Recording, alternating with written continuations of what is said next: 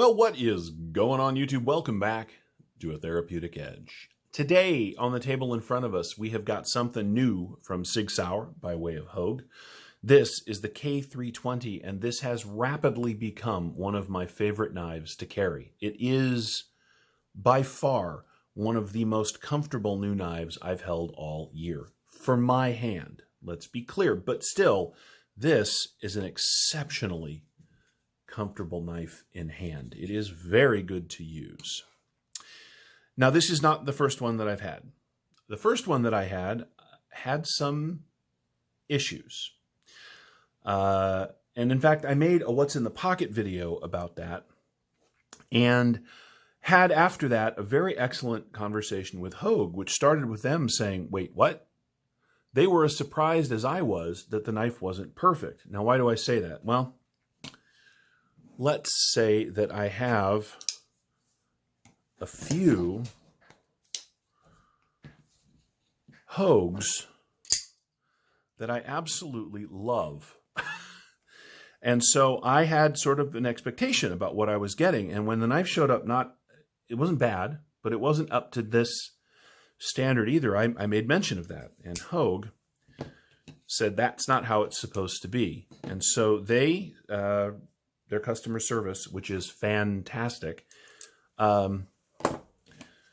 fixed it. And boy, did they ever. This is what I've come to expect from Hogue. Blade centering is perfect. The grind is very nice. The knife itself is flawless. So what I can say is that, look, when you buy and have as many knives as I do come through the channel, eventually you're going to get one that's not quite right.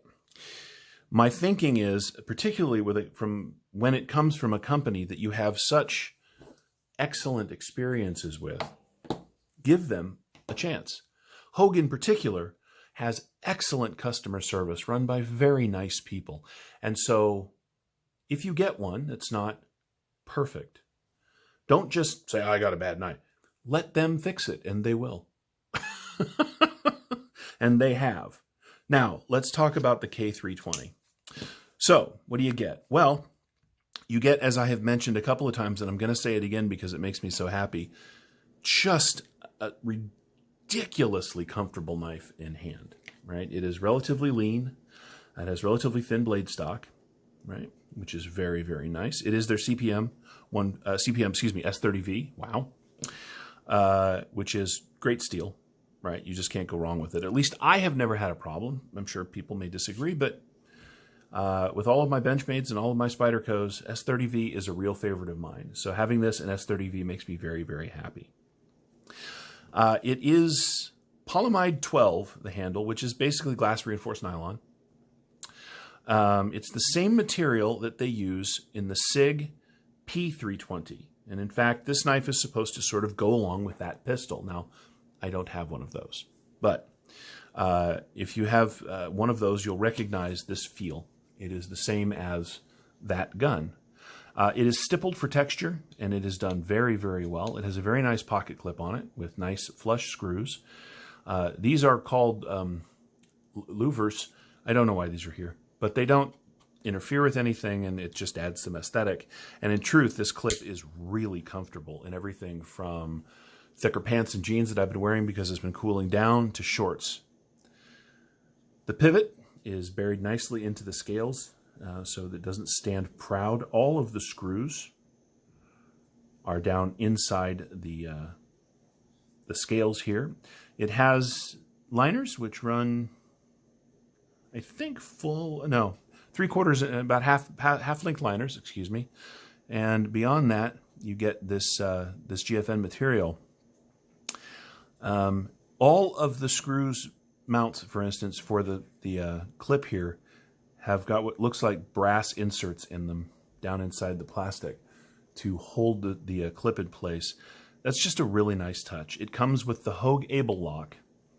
I am a huge fan of the Hogue Able Lock because it is an excellent lock. And so this knife has an excellent lockup. Oh, God, I hate when I do that. On camera, always. All right. So, what do you get for your between $150 and $170, depending on where you find them. Let's take a look. Let's line that up nice and even. You get 1, 2, 3 full inches of cutting on 3.5 inches of S30V. It has a lovely choil here that you can choke up on if you want to. And again, this is as comfortable as this is as comfortable as this is as comfortable as this. This knife is just, it's very good in hand. It really is. It has a really big lanyard hole back here in case you're interested. All right, so let's go back to what we were doing. I get distracted easily because I just love this thing. So again, you get 1, 2, 3 full inches of cutting on 3.5 inches of S30V. The grip area is 1, 2, 3, just about 4 inches, a little shy of 4 inches, unless you add the choil, and then it is 1, 2, 3, 4, and 3/4 inches. So you get a ton of area to grip this knife. The overall knife in length, because what else would we do, is 1, 2, 3, 4, 5, 6, 7, just at 8 inches, right? It's a very sort of normative sized carry. It's just a good knife. I don't even know what else to say. I find myself sort of stumbling around because, look, there are a million knives. When one really gets you, like you pick it up and you think, oh man, this is good. It gets hard to stay objective in the review because I have a ton of knives in my collection. Of course, a ton of knives come through. But every once in a while, a knife that just fits my hand, and women carry knives hand as well, by the way. It's comfortable for her too with her much smaller hands. It's just a well-designed handle. Comes along and really makes me take notice, and that's this knife.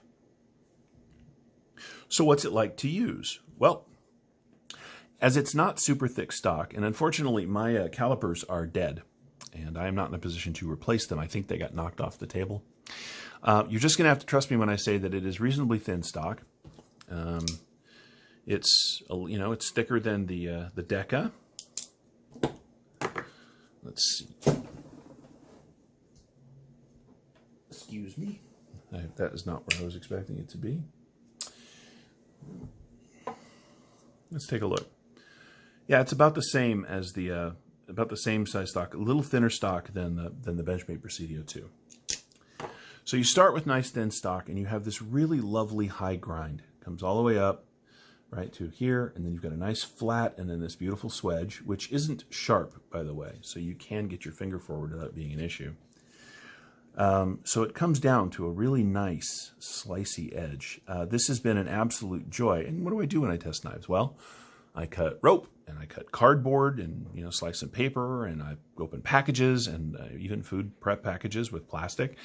I used this the other day at my dad's property to cut some strapping because he was getting ready to go on a trip, and it went right through without concern. And even through all that, I have not managed to touch the coating on this blade. I thought I had, actually. I thought, oh man, I'm gonna have to do the review. But I brought it home and I cleaned it off with some blade cleaner, some cleaner material that I have, and it just brought it right back. So there's not a mark on it. But I'm not out there cutting rocks. So, it's not gonna, I hope not to scratch it up too badly over time. But, it is a coating, I imagine, with hard use, and over time you will wear it off. But on the other hand, I've got this auto here, this A01, that I've had for a while, and the person that before me had it for even longer, and the blade still looks immaculate. So Hogue does a good job with their blade coatings. This is likely no exception over time. This is a good knife. Shit. Look, in the end, really, what do you want to hear from, I wrestle with this in reviews. Do I pick it apart? Do I do this, do that?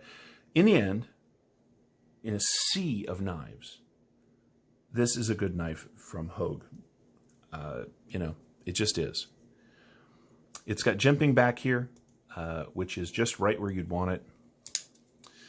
It's got a little bit of jimping on the blade that matches. It's got a great landing spot for your thumb. As I said, you can choke up if you want to. You can stand back if you want to. It is well done. And it's fun.